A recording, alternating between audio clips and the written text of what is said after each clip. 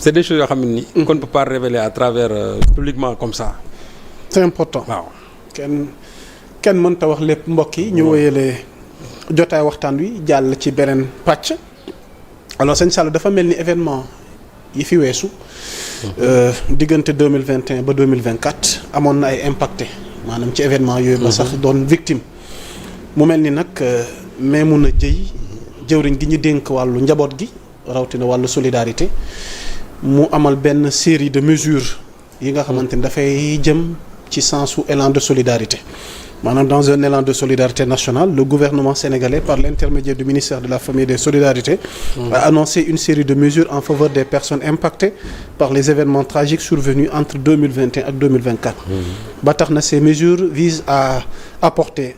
un soutien tangible aux victimes, à restaurer leur dignité et à faciliter leur réinsertion dans la société. Donc ci tënk mesures yooyu ñu jàpp benn comme quoi que ni 10 millions pour les familles des personnes décédées dans le cadre de ces événements tragiques, l'admission au statut de pupille de la nation pour les mineurs ayant perdu leur tuteur pendant cette période, une bourse de sécurité familiale en plus de la couverture sanitaire universelle et d'une carte d'égalité des chances pour les familles gravement affectées, une prise en charge médicale pour tous les détenus ou ex-détenus afin de garantir leur rétablissement et leur bien-être. Enfin, une allocation forfaitaire de 500 000 francs CFA pour chaque victime concernée par les injustices liées à ces événements, tels que les tortures ou les emprisonnements illégaux. Cette mesure inclut également la prise en charge médicale si nécessaire. Sëñ Saliou donc mu di jëf joo xamante ni nguur gi tàmbali na ko di ko jëmale ci ñooñu victime waaye mu jur débat jur télé am ñu jàpp ni lii warut doon liggéeyu état Sénégal am na loo xam ne justice moo ko war a toppatoo ginnaaw bu mu rétablir la vérité ba noppi. ñu xam fu dëgg gi féete ñu doog a jublu ci lu ñu mën a tuddee indemnisation mais man gisuma ñoom ñu ne indemnisation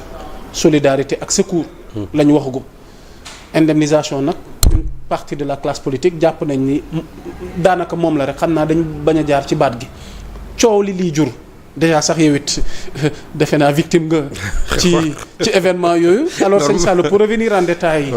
ci xibaar gi tey lan moo ci sa njàngat. xam nga souvent ñi joxe ay leçons de morale ñoom seen wàll bopp leçons yi seen bopp lañ ko war a njëkk a jox ba pare. ok. mbay. su woomu tànk. ah loolu la da charité bien ordonnée. commence par soi-même. ok. ñay taxaw ni ngaañ Maimouna Dièye tey. ñoom barki dem seen régime fii ñaata indemnisation yu jaarul justice moo fi am Mbaye Ndiaye Moustapha Cissé Lo ñu dax leen assemblée nationale fay leen millions yu dul jeex bañ ko defee dañ ko nëbb ba nit ñi découvrir ko pourtant bañ leen koy jox ci suuf ñoom yëg nañ ko yéen député yi yëg nañ ko genre Abdou Mbow yi toog fi coow di wax dafa am benn instance judiciaire bu taxaw wala da mbir mi dañ koy bu fenn dans une commission administrative ñu ne Mbaye Ndiaye Cissé Lo ñoom dàq bi c'était illégal war nañ leen ko fay pourtant amul et pourtant Macky Sall ci boppam moo leen fay ñoom ñu yëg loolu waxuñ ci dara les victimes du Joola bu ñu leen di indemniser aucune instance judiciaire ne s'est réunie pour fixer des sommes état bi ci coobareem ñëwut seen commission ñu saytu ñu ne victimes yi 5 millions lañ leen jox ñii lii lañ leen jox ku bëggul su la neexee nga repousser à l'époque xam naa ci père de victime ñi nga xam ne dañu ci loru je crois il s'appelle Nassardine Aïdara moom dafa taxaw ne carrément du ci laal dara moom lu mu bëgg mooy procès la bëgg du laal xaalis yeneen famille yi dañu accepter jël xaalis même suñu waxee ne à l'époque que ne 5 millions yi ñuy jox ñi nga xam ne dañ ci ñàkk seen bakkan tuuti na mais li ci nit ñi war a mën a xam mooy loolu ça relève même du droit international li ñuy wax l'indemnisation à l'amiable dafa am de tout temps ça existé léegi nag bu fekkante ne dañu wax ne justice moo ko war a décider xam nga loolu lan lay indi mu yaamu saa mooy que nañu dem def procès que ñi nga xam ne ñoo ne ko ay victimes porté plainte état bi bu ñu condamné état bi ba pare ñu ne état bi léegi dañuy fay ndàmpaay nii lii lañ leen war a fay ñu fay leen ko donc ça signifie que on doit aller vers un procès contre l'état même du Sénégal léegi nag loolu bu ñu ko doon enclenché fii tey ba kañ nga am possibilité am benn structure bu ne voilà ce que l'on propose comme indemnisation xam nga de tout temps on peut discuter des sommes yaa Moussa même les appellations aussi les vocables on peut toujours en discuter de toute façon c'est une réparation du préjudice tout simplement subi par ces gens-là ñi nga xam ne dañ ci ñàkk seen bakkan boo génnoon milliard indiwul bakkan bi donc somme boo ci mën a joxe yaa Moussa c'est une somme symbolique c'est l'aspect symbolique. gis naa fi benn hurluberlu bu jaar fii nay wax naan wooy 10 millions dafa tuuti boo defoon 50 millions cette même personne viendra ici pour dire que dafa tuuti boo génnoon tey milliard mu ne tuuti na parce que nit ñi xamul lu ñu ci bëgg mooy toujours geste bi gouvernement bi def nañ ko critiquer moi je crois que en la matière li ñu mën a wax mooy d'abord l'acte en soi c'est quelque chose boo xam ne nii qu'on doit saluer ba ñu jàpp ba ñu xam ne état bi bàyyi na xel les victimes léegi nag on peut discuter sur les montants on peut discuter sur la structure à mettre en place tout ça mën nañ ci discuter li gënoon mooy nañ indi une commission li gënoon mooy nañ yokk li gënoon nañ waxtaane loolu lépp mën nañ ko nangu mais quant à di ci wax yenn yi c'est même manquer de respect aux victimes ñi nga xamante ne gaañu nañ ci ñi ci ñàkk seen bakkan ñi nga xam ne dañ ci jóge seen i cër wàññeeku dëkk bi loo fi mën a def nit ñi wax parce que am na ñoo xam ne ñoom seen liggéey mooy toujours nañuy wax mais dama ne am na ñoo xam ne nii en la matière mënuñu ci jox leçon kenn parce que ñoom barki dem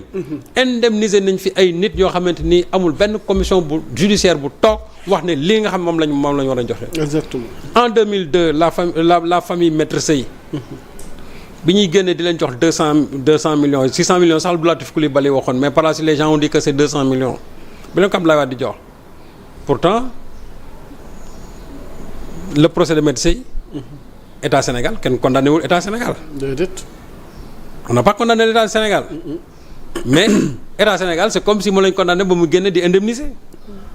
mu nekk loo xam ne nii du lu ñuy bañ ñun c'est-à-dire que famille yi nga dimbali leen bañuñu ko. léegi nag le montant toujours on peut en discuter. parce que ki nga xamante ne tey génne na 10 millions soo ne ko 10 millions doyul mu génne 20 millions bu la nee nga ne 20 millions doyul parce que xam nga bakkan yaa Moussa amul prix boo génnoon 1 milliard nga ne bakkan bu nekk 1 milliard laa ci def nit mën a taxawee mu ne bakkan jarul 1 milliard. tout à fait bakkan amul prix donc somme boo ci mën a joxe c'est une somme symbolique déjà l'acte en soi il faut le saluer li ci des nag mën nañu wax ne mën nañ ko jaarale fii. mën nañ ci wax lii mais toujours des indemnisations à l'amiable loolu ma ne toujours dafa am te day continuer di am. léegi nag bu ñu bëggee wax ne nag ça doit être une décision de justice donc loolu nañu dem ci procès. violence la dëgg-dëgg man jàpp naa ne lu am solo la mën nañ ci yokkaat nag parce que man je plaiderai toujours pour que ñu yokk parce que victime yi moom lépp lu ñu leen defal rek. man jàpp naa ne c'est insuffisant. wante nag li nga xamante ne un tien vaut deux tu l'auras déjà am na lu ñu génnee mais nañu tàccu lii mais ña nga xamante ne ñoo taxaw au premier plan di ko ŋàññi ñoom barki dem fii lañu fi toog di fi indemniser ñoo xam ne nii il n'en avait même pas le droit Mbaye Ndiaye ak Cissé Lo ma ñu jël ay millions jox leen ko. te ñu xam montant bi. bopp lañ leen jox ñoom xam nañu mérité wuñ ko woon ñoom xam nañ ko. fii am na fi ay commerçants yoo xamante ni.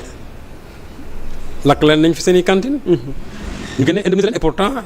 il y a jamais eu amul benn commission judiciaire boo xam moom moo toog daal ne lii lañ leen war a jox amul benn commission bu ñëw évaluer dégâts yi ne lii lañ war a jox mais ministre ba ci coobareem génn ne moom indemniser leen à hauteur de temps te mu nekk loo xam ne ni nit ñi dañ koy rafetlu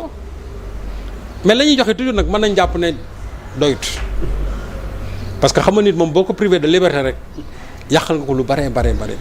kooku mënoo ko jox loo xam ne nii mën na réparer li nga xam ne moom la daj donc loolu c'est symbolique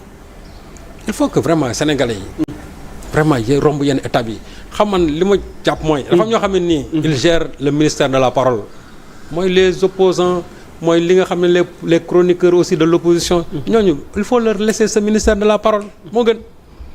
mais man patriote yi nga xam ne ñoo ci bëgg a topp di wax alors que aujourd'hui soo xoolee surtout ñoom Ousmane ak Diomaye ils sont aujourd'hui dans le concret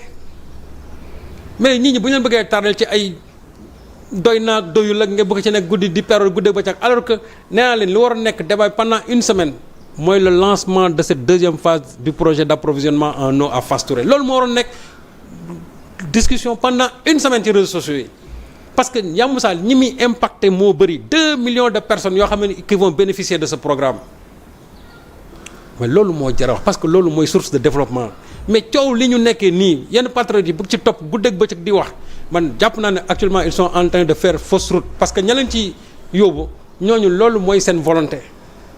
ñoom la ñu bëgg même suñ ko waxul parce que kenn ki sax moom taxaw ne bëgguma ñii réussir kooku peut-être il a eu la franchise de le dire mais ñeneen ñoom seen wàll boobu aussi yéenewuñu ñii réussir parce que boo leen déggee chaque jour ñuy wax ak seen faux compte ñuy développé di wax guddeeg bëccëg c'est parce que bëgguñu ñi nga xam ne ñoo nekk actuellement au pouvoir réussir bëgguñu ko ils ne veulent pas